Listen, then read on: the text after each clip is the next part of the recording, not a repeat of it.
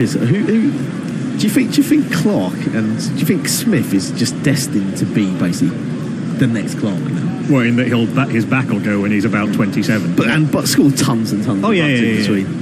He looks so impressive against India. Yeah. So. And also a little bit of part-time spin. Yeah, His spin he's is forgotten filthy. that, hasn't he?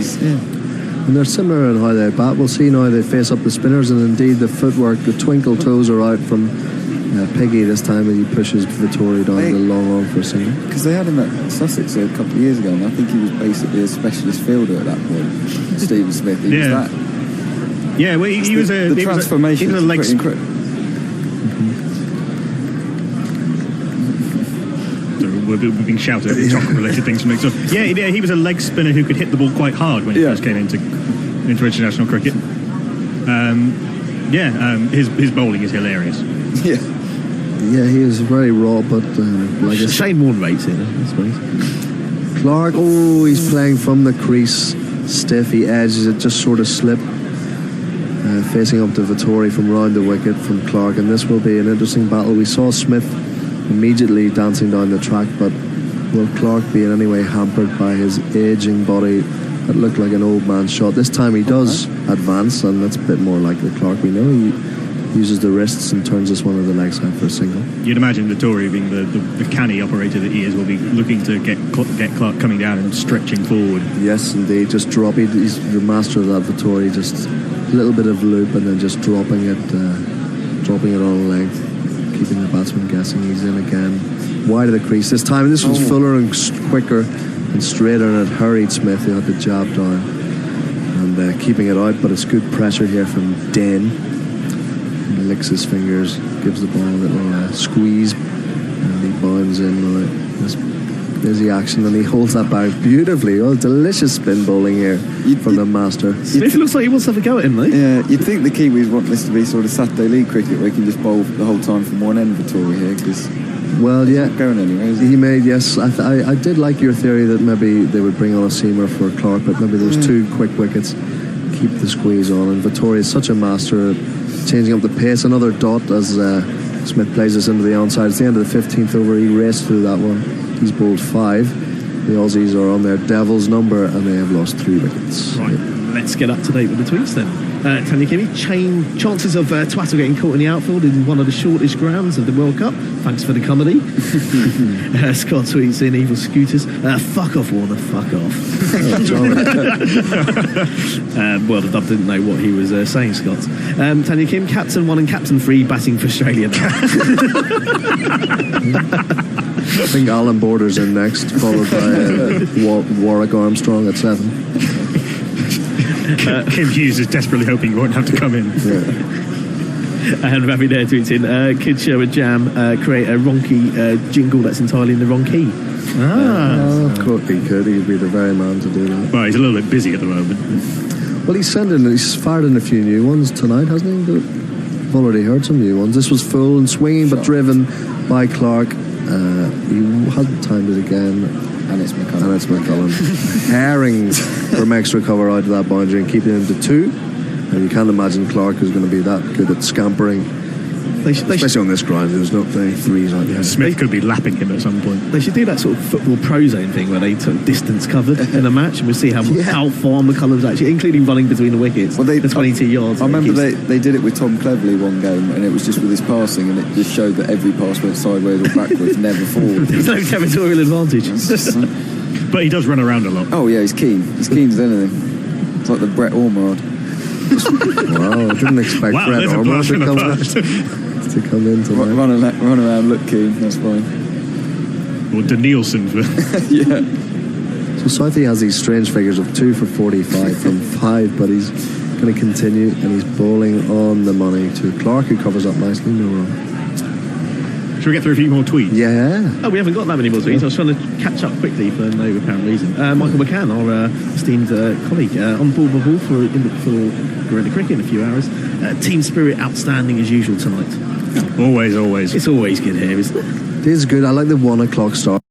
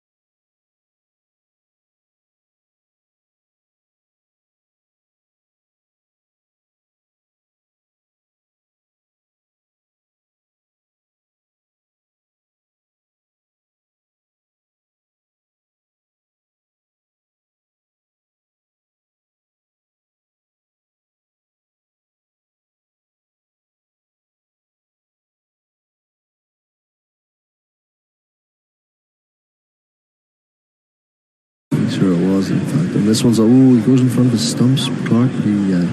He's adept enough to get a single on the leg side. Where not McCullum fields. Yeah. That's got to be the aim, just to put it away from McCullum. That's the only way you can get runs. Yeah. So Vittori's continuing. He has impressive figures of 1 for 16. He's into his 6th over. Going to Piggy Smith. No, he's going for an edge and he's walking. He's on his way. Vittori has another. He's got rid of Piggy. The Kiwis have their 4th.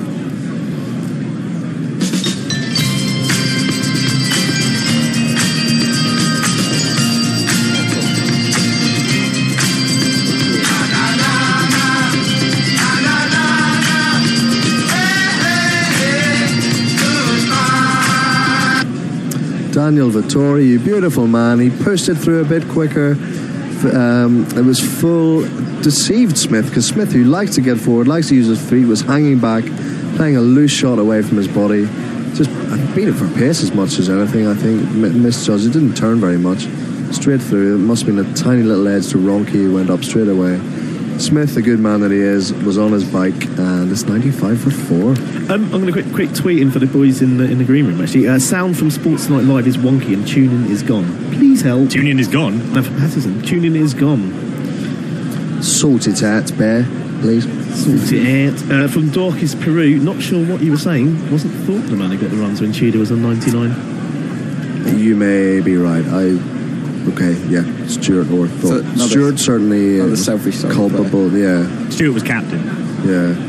I think. Stuart didn't help. It was before Hussein took over, wasn't it? Yes, it was must have been. Oh, apparently we're told Tuning. No, Hussein had taken over for that series, but I think you Thorpe and Stuart. Yes, but yes, I will concede that. We are told Tuning is fine, so it may just be your phone.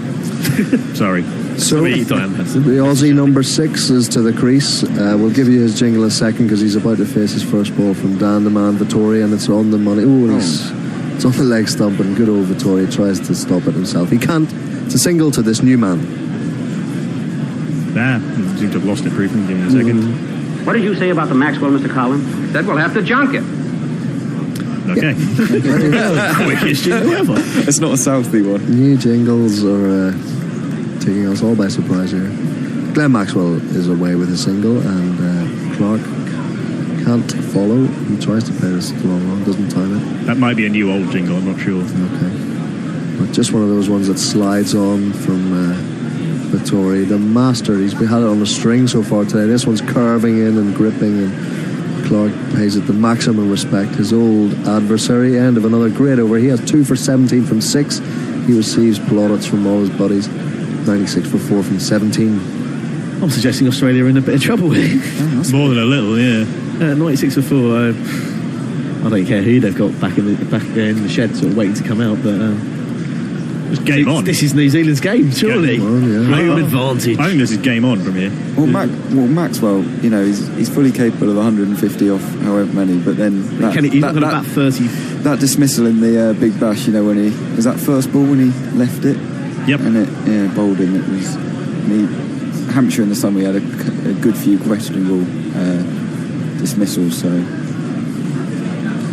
yeah, well, like a good old club side, McCullum reckons he can get through these Aussies with just 3 bowlers. So the man with a very small mouth is going to run in, bowl left arm over, full, and arcing in, and well kept out from Maxwell. Yorker length. The bowler is this guy. I don't understand. It's okay, Penny. You have Bolt. You must be so scared. Bolt's not scared of anything. Bolt! Bolt is about to be unleashed. Yeah, indeed. Trent Thunderbolt is back for his 6th over. Is that his official Kiwi nickname? I want it to be. It should be. If it isn't, it's definitely his darts. If he was Australian, it'd definitely be Thunder. He's in again, Thunder. And Thunder strikes. Boom! Fuck off! Just fuck off! That's a way to kill dead air. While the Eden Park crowd is on their feet, they're cock-a-hoop, full from Bolt, wide of off stump. Maxwell tried a ridiculous shot with no footwork, chopped it onto his middle pole. And these Kiwis are on top here. 5th wicket, 96 for 5. Maxwell's forlorn. And we're all having a great time watching it. Adam Milne might as well just put his feet up and have a cuttee at this point. If McCullum bowls them out with 3 bowlers... Just 30 overs. Yeah. 3 bowlers. No, 3 bowlers and 3 batsmen. McCullum, Gupton and Williamson. Why the hell not? And Southie's figures would still look horrible as well. Yeah. His average would be pretty good. I bet it would. Couple of tweets. Second Sports Tonight live audio quality. Thought it was just me. Noticed it the last England game too. We have to do something about that. Thank you, Trina. Jason Hillcott, definitely sum it up with Sports Tonight live. Okay, I don't want to read more about that. From Darkest Protrude, if he was Australian, he'd be Balti, not Thunder. Just Balti. No, that's if he was English. surely. Yeah. Put a Y on the end. Southie. Yeah. Southie. Well, is that the end of the tweets? Well, that was it, sorry. This is exciting stuff. I'm loving this. These Kiwis are right on top. They're the best team in the world. It's good to see good cricketers. I mean, after De Villiers lighting the place up overnight, which I didn't particularly enjoy as a West Indies forward, but you can't help it. You can't help it saying, wow. Yeah, good high octane cricket being played. The new man keeps out a full delivery from Bolt. We're going to hear who the new man is now, musically. I'm going to play the short one because he might be out before the long one finishes. He's not Jeff, he's not Mitchell, he's not Rod, he's not Daniel, he's not Jack, he's not Jamie, he's not Lisa, he's not Paul, he's not Adrian, he's not Anshul, he's not CJ, he's not Christian, he's not Dean, he's not Eric, he's not Edward, he's not John, he's not James, he's not Laura, he's not Paul, he's not Reginald, he's not Steve, he's not Mitchell, he's not Amelia, he's not Sarah, he's not Brendan, he's not Jeff. Yes, he's not any of those things. He's not able to put a bat on that delivery, which was down the leg side from Bolt, a wide. But Mitchell Marsh is the Australian number 7. He comes in. The Aussies have lost 4 for 16 since from the position of 80 for 1. He's facing up again to Thunderbolt, who's in. Oh! He's set on as well! Beauty! Boom from the Thunder. 97 for 6. Fuck everything, but fuck you the most. Fuck everyone, but fuck you the most. With a big rusty pole or a splintery post. Yeah, fuck you the most, fuck you. This was a better delivery. He was covering up in defence, but away from his body, just dribbled down at his feet. Bolty's got 2 men to chop on in the space of 2 balls, and there's beer being shed all over the place. These besingleted Kiwis are throwing beer all over the place in the stand. Bear wants us to play a hat-trick jingle. He's that carried away. It's nowhere near a hat-trick, Bear. There was 2 and 3. 1 balls and a wide in the middle. But we'll play it if you want. Go on, play it for about. We'll find it. We probably won't actually have to use it. Fun to say, we could get a hat-trick of chop-ons in the over. Does that count? Any hat-trick counts. Clark. No, Smith dragged on to Vittori. Oh, he's very nearly got the inside edge. I can't even remember. They're falling like a pack of cards here. Australia in fucking disarray. Calypso. It's a fucking ray. We've seen a lot of very airy-fairy shots outside. That was yeah. Well, Smith was caught behind. That was a prod, wasn't it? It wasn't much more than that. They've lost 3 for 2. 90. They've lost 5 for 17. Brad Haddon, the man from for a crisis. Let's get his jingle because he could be out of here quick. And then Brad hadn't found what I'm looking for. And boringly, he covers up to his first ball out in the offside. But Bolt is firing them in here. He's throwing bolts. He is indeed. To be fair to him. Bowling bolts. Let's not go down the 15 degrees rule. This was, any other batsman you'd say was unlucky. It just clipped the top, the middle bail. But Kiwis all had pressure. There was 2 men either side close. Hello. Off with pressure. Yeah, We're back. They snuck up on us a little bit, getting back out for the rain, and Owen Morgan has snuck up on Mitchell's start with a glorious cover drive for 4. Which snuck up on me as well. Yeah, it was full and wide and crashed. There's not one boy for me, I must have 2 or 3, I need 4. Apologies for us being slightly they're ahead of the time. Slow off the mark. England are back out after the rain break and now 39 for 3. The ground staff did very good work, and Owen Morgan has come out and is continuing kind of where he left off before the break, taking the attack to the Aussie bowlers. Mitchell Stark again full and wide, this time driven wide of extra cover for a glorious boundary.